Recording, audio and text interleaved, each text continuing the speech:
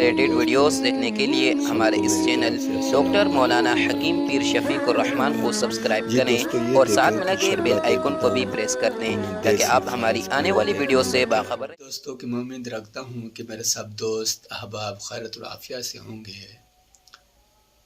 دوستو، جیسا کہ آپ کو معلوم ہے کہ رمضان المبارک کا مہینہ برکت والا، عظمت والا مہینہ، شان والا مہینہ ہے، الوداع کر کے جا رہا ہے۔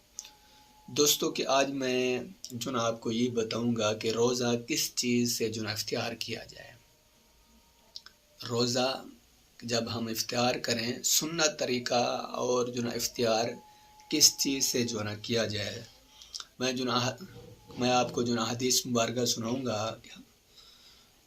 حدیث پاک میں ہے کہ حضرت سلمان بن عمر رضی اللہ تعالیٰ عنہ سے روایت ہے، وہ فرماتے ہیں کہ رسول اللہ صلی اللہ علیہ وسلم نے ارشاد فرمایا کہ جب تم میں سے کوئی شخص روزہ اختیار کرے تو کھجور سے اختیار کرے، کیونکہ وہ برکت ہے۔ کھجور میں اللہ پاک نے برکت رکھی ہے۔ سرکار دو علیہ وسلم کا پاک ارشاد ہے، کیونکہ وہ برکت ہے، کھجور میں برکت ہے۔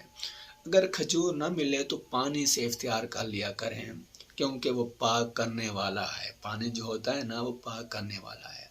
اس حدیث مبارکہ سے ہم کو یہ معلوم ہو رہا ہے کہ روزہ جب بھی اختیار کریں، کھجور سے روزہ اختیار کریں۔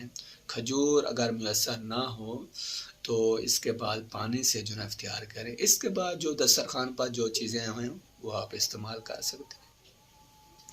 جیسے ہمارے ہاں کچھ ایسے لوگ ہیں کہ سب سے پہلے گرم اشیاء کے پکوڑے، سموسے اور مختلف چیزیں ان سے روزہ اختیار کرتے ہیں۔ روزہ اختیار ہو جاتا ہے، لیکن جو برکت والی چیز ہے، برکت سے انسان چھوٹ جاتا ہے۔ اس لیے پہلے کھجور سے روزہ اختیار کریں، پھر پانی سے روزہ اختیار کریں۔ دعا گو ہیں کہ اللہ پاک سب مسلمانوں کی باتیں قبول